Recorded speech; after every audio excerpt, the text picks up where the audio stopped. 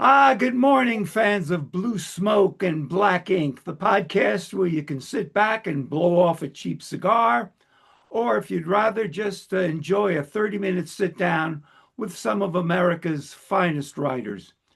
Viewers know that I really value versatility in my writers. Howard Stern used to call himself the king of all media, but today's guest, I tell you, he's like the emperor of all genres. Let me read you a quick biography of the man. Kevin Carey is the author of three collections of poetry: The 115 to Penn Station, Jesus Was a Homeboy, and that was selected as an honor book from the 2017 Patterson Poetry Prize. I might be mixing up his novels with his poetry. He does so much you can't keep track of it.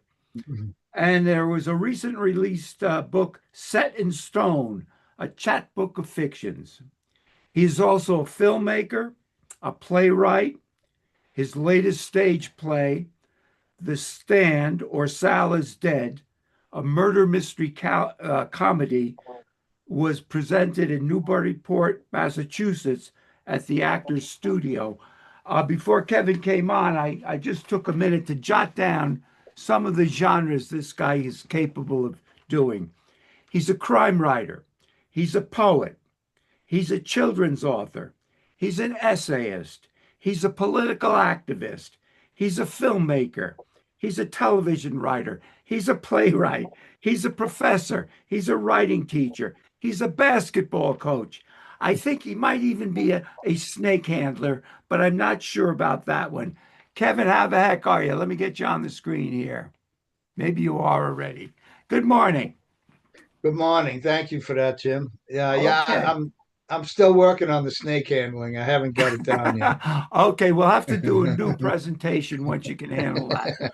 Yeah, before we get into some of the specifics, you enjoy jumping genres, or does it always upset you a little, or discombobulate you a little when you go from poetry to the stage to the Well, murder mystery? yeah, I think it's kind of a blessing and a curse, right? Because I find that I make progress incrementally in these things because I am jumping back and forth. Yeah. So it does sometimes slow down the progress, but I don't ever have writer's block because I always think in different ways about writing, and I'm always able to kind of go on to something else, even if it's not the current project that I'm working on. So, Yeah. So if you you get the know, germ, it's yeah, if you get the yeah, germ of an idea, you have the media or the medium to yeah. produce So it. I think I just follow the lead, and sometimes that's a good thing, and sometimes it might slow down this other thing that I've been working on for a year. But hey, I managed to survive. I'm okay. I still like what I'm doing. So, That's great. That's the important yeah. thing. Let's talk about you as a mystery writer. This is a terrific book, Murder in the Marsh. Tell us a little about this book, a bit about the plot, where people can get it, etc. Yeah, I grew up in Revere, Massachusetts, and if you know the Marsh Road that runs through that city on the way to Boston, um, when I was a kid, there were always stories about the mob dumping bodies in the marsh, and we were never sure what was true or what was made up, but this idea of a body being in the marsh is what started the novel, and this detective comes upon a crime. He shoots the assailant. The body slips into the marsh and it disappears. And it starts a whole string of events on if it ever happened or where the body went. So that's where the mystery kind of bubbled up from. And it's about 1980s Revere, and I was a young man then. I was in my 20s during that time, so I had a lot to recollect on, and I tried to remember what it was like growing up in that city, as well as kind of pull this plot line through. So it was fun. It was a fun novel to write, and I feel like I knew enough stories about the city that I could incorporate some of them in a fictional way into the novel. So it felt real to me. Do you picture Lieutenant Eddie Devlin coming back in any follow-up novels? Is this going to be a series, Kevin? I have started one. I have begun a novel where they have to go to Florida um, Ah, for something. And my parents for years used to go to a place called Anna Maria Island. It's on the west coast of Florida. So I know that place pretty well, having visited them over the years there when they were still alive. And so I thought, well, why not have Eddie and his bartender friend have to take a trip to Florida and see what happens? oh, that sounds great. A lot Yeah, of crime novelists jump back and forth between two different locales. I think of Elmore Leonard with Detroit and Florida, and a guy I've yeah, recently just been reading, Don, what's his last name? Winslow, and he jumps between Rhode Island, where he grew up, and out on the West Coast. You're a Revere boy. I can tell by your yeah, accent. yeah, yeah. I've only been in Massachusetts about 15 years, but my thought is that you guys from Revere have a better Boston accent than the guys from Boston. I think the other person, of course, It's just to bring this conversation down a little bit, is a Revere pal of ours who recently passed away, Jen Martelli, and I hear oh yeah, her yeah. voice and your voice, and I'm sure we're both affected by that. It's a specialized accent. It really is. Yeah, I'm sure experts could put you to the right block in Revere and you know which street you were born on. But I love it. I love it. Let's get on to your poetry. Do you have some of your poetry books there to talk about or Yeah, I have introduce? the latest full collection was Set in Stone. And then you mentioned Jennifer, and we actually collaborated on this book about Revere beach poems with Oh, photographer Stephanie Young, who took pictures of the beach, and so those go hand in hand with the poems. Those are the two latest. Um, yeah, I didn't know you had collaborated with Jen. Gee, yeah, I'll that send sounds you one. Yeah. So poetry kind of came to me accidentally, honestly. I had written a little bit of poetry, but then I was going into an MFA program for fiction. And I met all these crazy Jersey poets, New Jersey poets, and they were funny and they became friends of mine and they introduced me to other Jersey poets, Maria Mazziotti Gillen and people that really I became close to. And so I had all these designs to write fiction and all this narrative poetry just started kind of showing up and pouring out of me and I had some writing success with those early poems and published a few books and so I just kind of followed the lead. This is what was happening and unexpectedly, but it was a fun trip to be on at that time in my life and the fiction kind of got put on the back burner until I think I published three poetry books before I published my first novel. So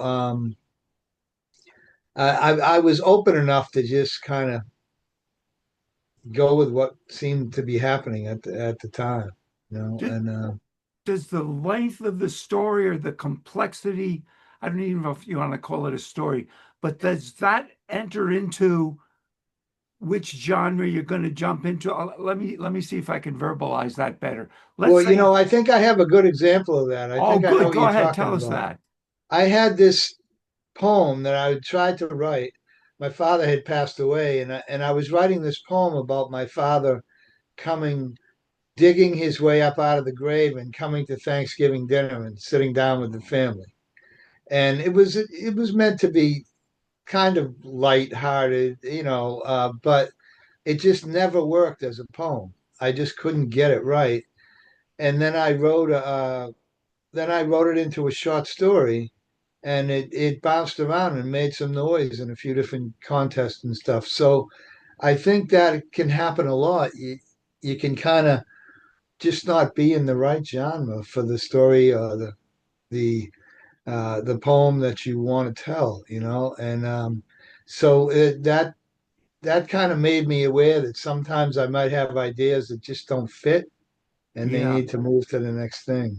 Oh, that sounds great. The story about your grandfather, not to get disrespectful, but another Boston boy, the comedian Stephen Wright. I don't know if you've heard the story that he was at his grandfather's funeral, no, wake, and the grandfather's body was there in the coffin, and Wright started thinking, you know, when I have a flashlight with batteries, sometime I put the batteries in backwards and they don't work. Could Grant still be alive? And they just put him into the coffin backwards. But that's you Boston guys. You have a strange way of looking at things. Hey, all right. Well, how about could it be you've done all of this, Kevin, and you're also a children's author? What's the story on that? What success have you had there? Well, I'll show you the cover. This was I love this book. Junior Miles and the Junkman, and when my kids were young, we went out to Pittsfield to see an exhibit called Springs, Sprockets, and Pulleys. It was all these life-size figures made of recycled material, and uh, and they would move. They were synchronized rhythms, and you'd press a button, and there'd be a band of three of them, and they'd sway back and forth, or they'd row a boat, and they were. It was fascinating. And there was one figure, solitary figure, kind of standing in the corner by himself. And I just started to think, what if this junk figure came alive? And then I kind of put the idea to the side. And then 2 years later, I was in New Jersey and the same exhibit was down the street. So I went to it again and it started to feel like this idea was following me around. So I just came up with this idea about a family who lives in the grounds of a junkyard. The father's a junk sculptor and he dies and leaves his son this life-size junk figure that comes alive and sends him on all these journeys, all designed to overcome the grief of losing his father. And and that was fun to write. I had two kids of my own, and I was a seventh grade basketball coach for almost 18 years. So I felt like I knew the age group that I was dealing with around 13, 12, 13 years old. And I just went for it, in that first person voice of a young person. I love that book. That's one of my favorites of all of your books. And you've had a lot of success. I know reading in schools with it and things. The writing is just beautiful. Last year, you did a reading at the Athenaeum and just read the first chapter. And I ran right out and got the book from that. Getting Oh, off thank the you. sub, yeah, go ahead. No, I just said thank you. Oh, okay. Getting off the subject, I see a guitar there in the background. And if people can see a guitar in my background, you're not also a songwriter, are you? That's a No, I'm genre I don't not. know And about. it's it just soothes me to play around with it, and that's the best I can say I am is playing around with it. I'm very much a novice at it, but I do like it.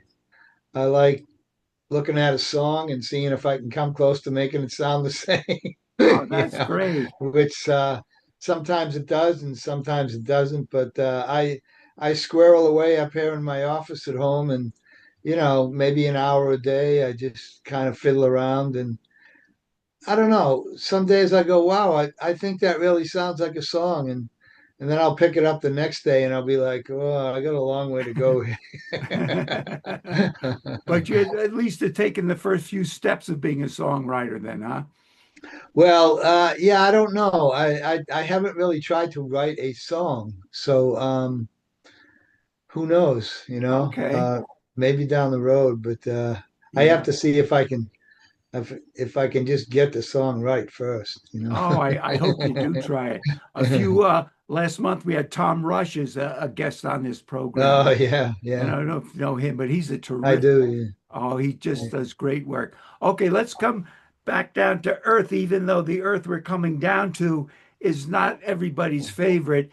you're a pretty strong political activist and essay writer, aren't you? Without getting too depressing about the whole thing, general thing is state of the world, state of the Hamas war, state of the war that started last week. What are your thoughts on that, Kevin? Well, I'll yeah, give you some time. we could do a week-long podcast on this, I'm afraid, Yeah, because it's so prevalent and so much in our sights right now.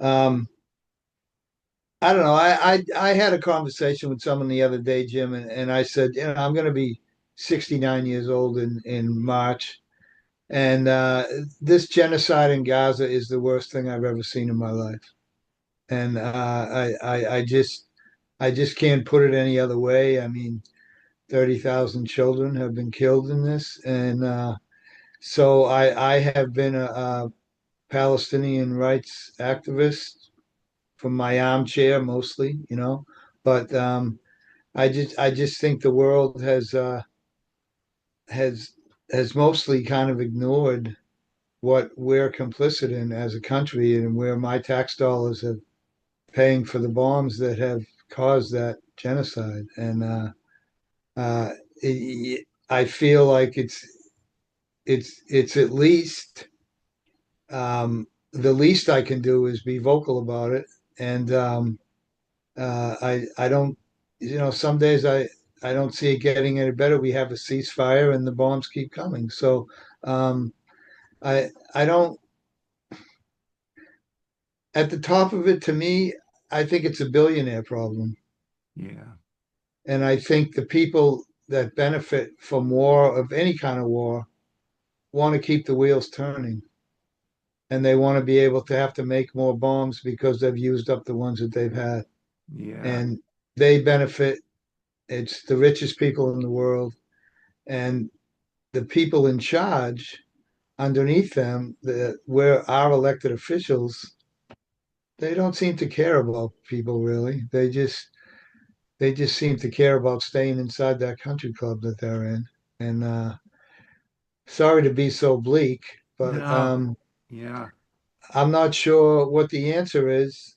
Uh, my son said to me one day, "We're never going to vote our way out of this," mm, and I don't know what exactly that means. yeah, But it just seems like you bring one party in, you kick the other party out, and that war still continues. So yeah. I have to agree with you there. I have a couple theories that your talk brings to mind. One is I think most elected officials, 99% of them, enter office with one job, and that job is to stay in office. They like yeah, the limousines and they like the money and they like the power. My other thought is, and this is probably an oversimplification, but to me, when you study history, when you study the Middle Ages and the American Civil War, it was one professional army, or not professional, but one nation's army fighting another. Somehow we've evolved since World War II into a contest of who can murder the most civilians. If you can murder a lot of babies and kids and women and children and civilians, you're going to win that war. It's a horrible way of looking at it, and war was never good. But I do remember stories of Bull Run in the Civil War and people taking picnic lunches up to the hills above the battlefield to watch. And it's not that anymore, if indeed it ever was. I don't know how you yeah. feel about that, but Yeah, I do. I think it's become, well, I was going to say less strategic, but I think it's just a different strategy, yeah, right? It's the chaos and the mayhem and the suffering that we look to inflict suffering on nations, not yeah, just to feed other armies. yeah, And and, just and awful. and Let's, you know I yeah, you go know ahead. I yeah I you know I it's we're a we're a bad government that way. We have no problem just inserting ourselves in other people's countries and doing what we feel will benefit us. Yeah. right? And that's been going on for a while. Yeah, yeah, it Yeah, just hasn't started with Trump. That's for yeah. sure. Let's perk things up a little bit. On top of everything else, you're a filmmaker. I watched a very funny film that you made last year. Can you give us the name and a little history of that? I think it's called the Terminal Degree, but you'd know Oh better yeah, than I would. Tell us about your filmmaking. um, the film was called MFA, the Terminal Degree. It's a murder mystery comedy that has since been re-edited and it is now hoping to land in the festival market. But it's a play that I wrote with a fellow MFA student, uh, fellow MFAer of mine, R.G. Evans, about a murder mystery comedy about an MFA program. And we were going to try and get it staged as a play. And then I had conversations with Peter Sampieri, who's a theater director at Salem State. And we said, this might make an interesting little movie. So we kind of rewrote it into a film script and we rented a place in New Jersey for 4 days and 5 nights, and a convent at a retreat house. And we shot this around the clock, this crazy shooting schedule with some actors from Salem State and some from outside.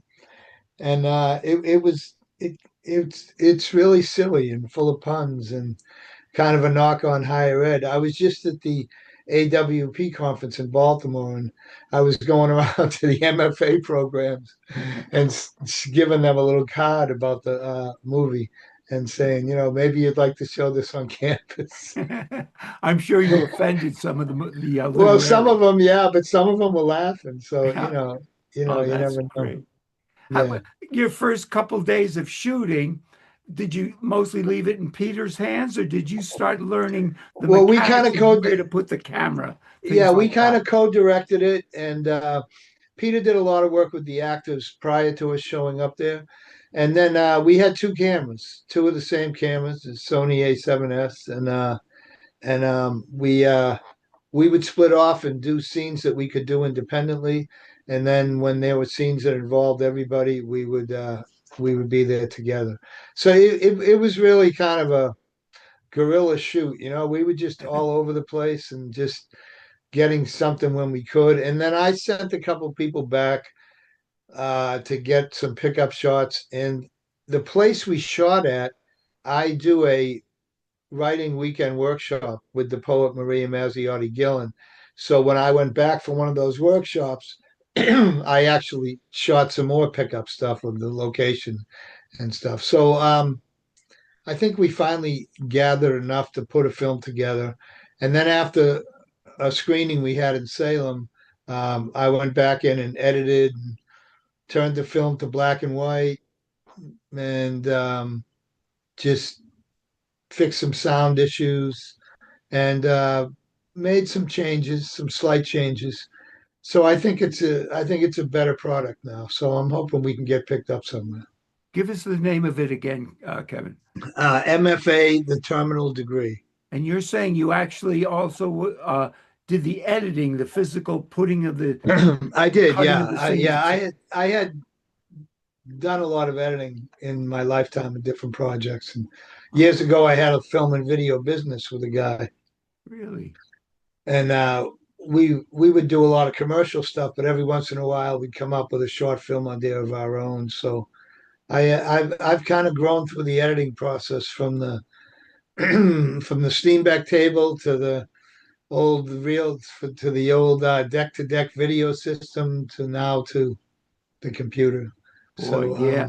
Years ago, I did a filmmaking class with my high school class back when I was a teacher. And you used to take this Super 8 film and literally with tape the scenes together, and it's, yeah, yeah, you yeah, had that little thing that would yeah, cut them, and exactly. you had Yeah. the little tape strips that you'd peel right over the And you top had to of line the sprocket holes up or else it would it. jam. Yeah.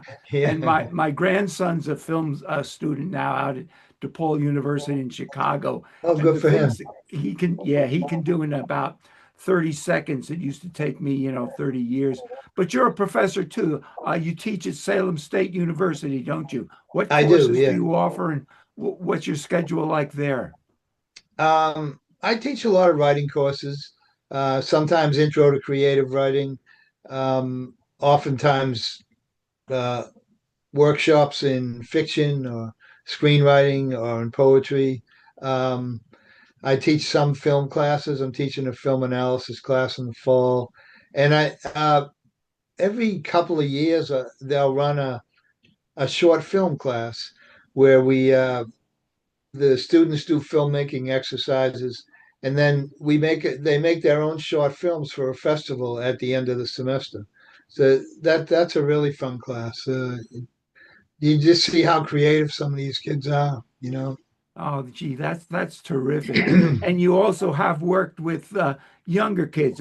Tell us about being a basketball coach for many years. What? Yeah, I coached at the Glen Orcott School in Beverly for I guess 18 years, and Wow, that was you're a that was a teacher. trip. Seventh grade boys basketball, and it doesn't get any better than that. Oh, that sounds terrific. I think you're just not a natural writer, but a natural teacher too. It seems to me you're a fan of some sort of professional basketball team in Boston. Are they called the Celtics or something like that? I've never heard of them. Yeah. Well, I know that's the Nick fan in you trying to Yeah, there disparage you my go. team. There you go. But yeah, I grew up a Celtics fan, and Sam Jones and Russell, and those guys were my heroes when I was a kid, and so it's once it's in your blood, it never leaves, Jim. So you know what it's like. Yeah, no, that's true. I've lived in Alaska and New York and now in Massachusetts, but it's always the Knicks and it'll always be the Celtics for you. I still And call them the Celtics just I to annoy you. I have a feeling we're heading to a path of the Yeah, Knicks and the Celtics, yeah, I maybe think so. competing for the East. Yeah. I've been in my condo for about 13 years, and my neighbor and I have never fought. We just really like each other. But he hung his Celtics banner out on his walkway last June, and I did my same with the Knicks. So it's the only disagreement we've ever had. Oh, this has been so great, Kevin. Just a few minutes. I wonder if you could just pick up a poem or two and read it for the audience before we get out of here. um, yeah, I'll read from this Revere Beach book. Oh, good. Yeah. The book you did with Jen Martelli. Yeah.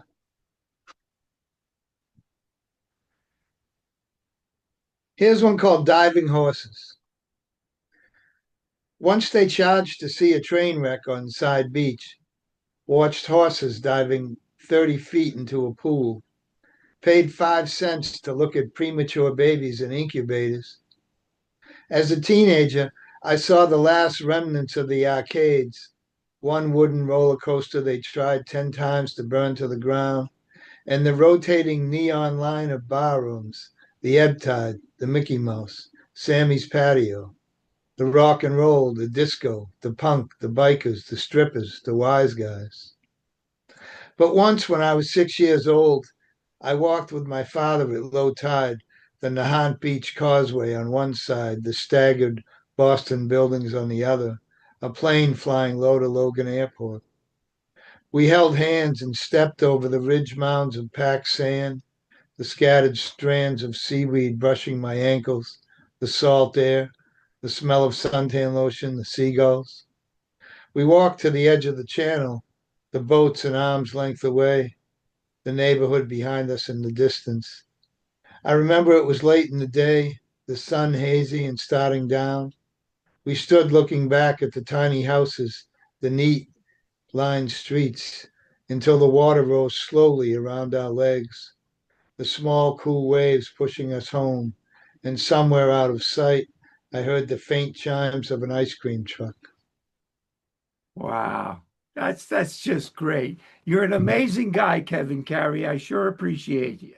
Oh, Thank you for being with us today. thank Give you, us Jim. the name of your website, and we'll call it a day. Yeah, KevinCareyWriter.com. KevinCareyWriter.com. Take care, Kevin Carey Writer. Thanks for joining us. Thank you, Jim. Peace. So See long. you.